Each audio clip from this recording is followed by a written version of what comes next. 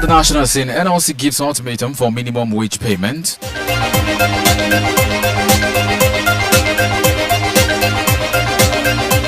In Africa, Ghana's main opposition leader Mahama set to win presidential election.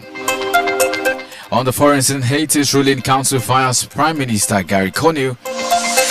And in the world of business, property owners to sue federal government for Lagos to Calabar highway compensation. In entertainment, South African singer Tyler wins against Nigerian artist at MTV Awards. And in sports, Kennedy Boboye resigns as Sunshine Stars head coach. And now the news in detail. The Nigerian Labour Congress has given state government an ultimatum of December 1, 2024 to implement a new minimum wage. It also accused fuel marketers of inflating petrol prices, claiming the pump price is significantly higher than the actual market value.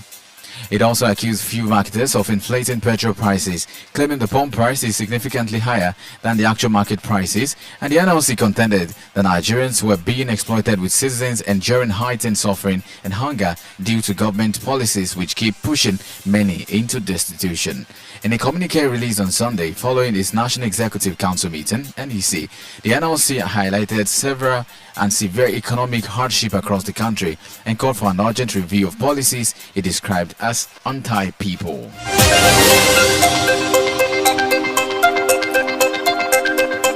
And shortly away from that, examiners engaged by the National Examination Councils to mark the 2024 student examination papers have threatened to embark on nationwide protests over the non-payment of their allowances after completing their assignment. It was learned that the examiners have started mobilizing their colleagues across the state for the planned protest. A letter written to the NECO Chief Registrar in Mina by aggrieved Kano examiners and circulated to NECO examiners in Plateau State confirmed the development. Meanwhile, some of the NECO examiners who spoke with news correspondents in Jos yesterday said they were ready to participate in the protest if nothing was done to address their demand. And straightway into the continent, where Ghana's main opposition leader John Dramani Mahama looks set to win December's presidential election, placing him ahead of his main challenger, ruling party candidate Muhammadu Bawumia. Former President Mahama and Vice President Bawumia are the two main contenders for the December 7 election to replace President Nana Akufo-Addo, who is stepping down in January after 2 terms as head of the gold and cocoa producing nation. An Accra-based research group, Global Info Analytics, released a poll result on Monday that saw Mahama winning 52%, followed by 41.3% for Bawumia. It also found that voters were mainly concerned about the economy, jobs, education, and infrastructure.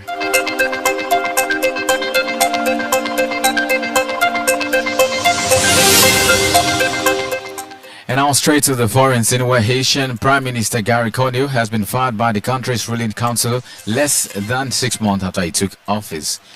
An executive order signed by 8 of the council's 9 members named businessman and former Haiti Senate candidate Alex Didier Fils-Aim as Conille's replacement. It described his ousting as illegal, saying in the letter that it raised serious concerns about Haiti's future.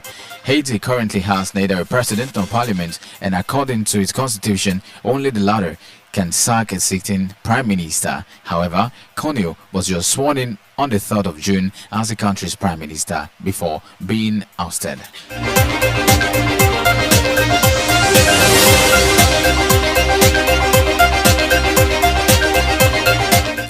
Still on the foreign scene, Israeli strikes on northern Lebanon and Gaza have killed dozens of people, including several children, according to rescuers and officials. The Lebanese Health Ministry said at least 23 people, including 7 children, were killed on Sunday in Almat near Byblos, to the north of the capital Beirut. Likewise, in northern Gaza, the Civil Defense Agency said at least 30 people were killed in Israel strikes on 2 houses in the besieged enclave.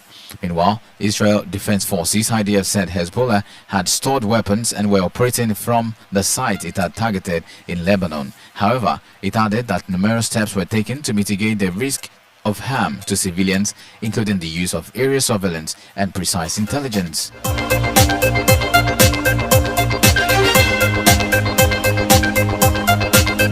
And now shortly to the United States of America, where President-elect Donald Trump has named Susie Wiles the de facto manager of his victorious campaign as his White House chief of staff, the first woman to hold the influential position. Wiles is widely credited within and outside Trump's inner circle for running what was by far his most disciplined and well-executed campaign and was seen as the leading contender for the position. She largely avoided the spotlight, even refusing to take the mic to speak as Trump celebrated his victory early Wednesday morning. She also resisted the formal title of campaign manager, avoiding becoming a target, given Trump's history of cycling through people in that role. Although Wiles doesn't bring much federal government experience to the role, but she has a close relationship with the president-elect Donald Trump.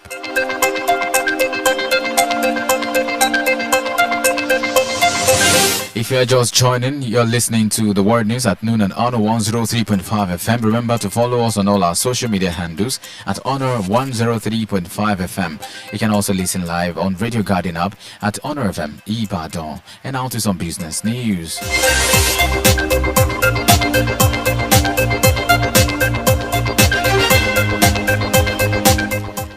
The Coalition for Land Rights Advocacy in Nigeria is set to sue federal government over alleged unfair payment in compensation.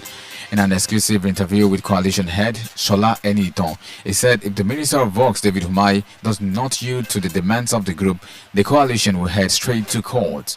He noted that road projects purportedly presented to be in the public interest has forcibly displaced numerous Nigerians, robbing them of their lands, homes and livelihoods.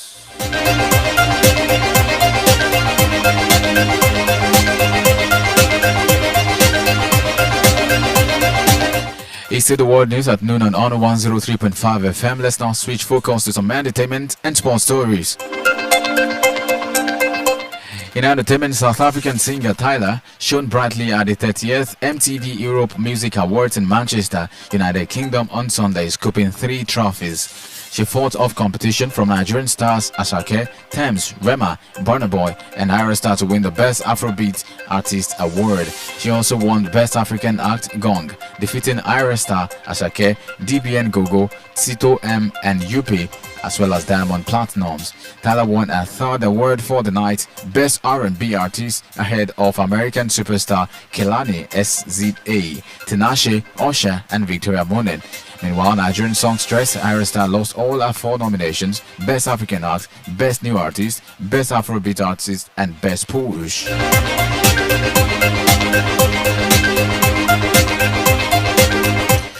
And lastly, in sports, Kennedy Boboye has left his post as Sunshine Stars head coach, according to reports. Boboye submitted his resignation letter following the Owina Waves 1-0 defeat to Heartland at the Dan Anyam Stadium, Owerri, on Sunday.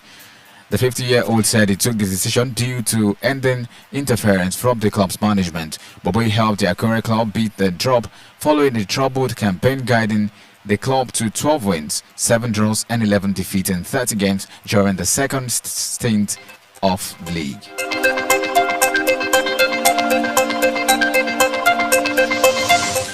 And I see it on the news at noon on Honor 103.5 FM. But before we go, here's a recap of major stories.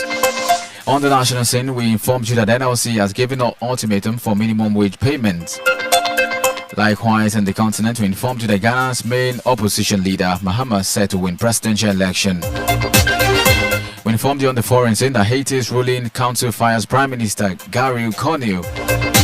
In business, we informed you that property owners to sue federal government compensation for Lagos to Calabar Highway. In entertainment, we informed you that South African singer Tyler wins against Nigerian artist at MTV Awards.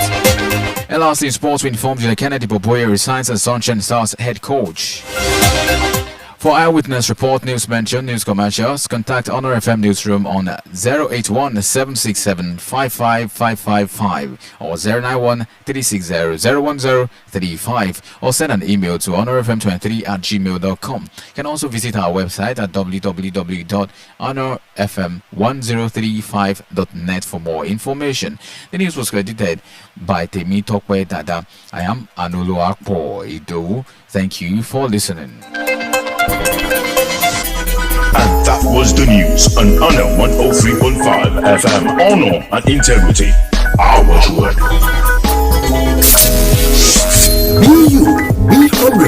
Listen to Honor FM 103.5 in Badon to be with honorable people. You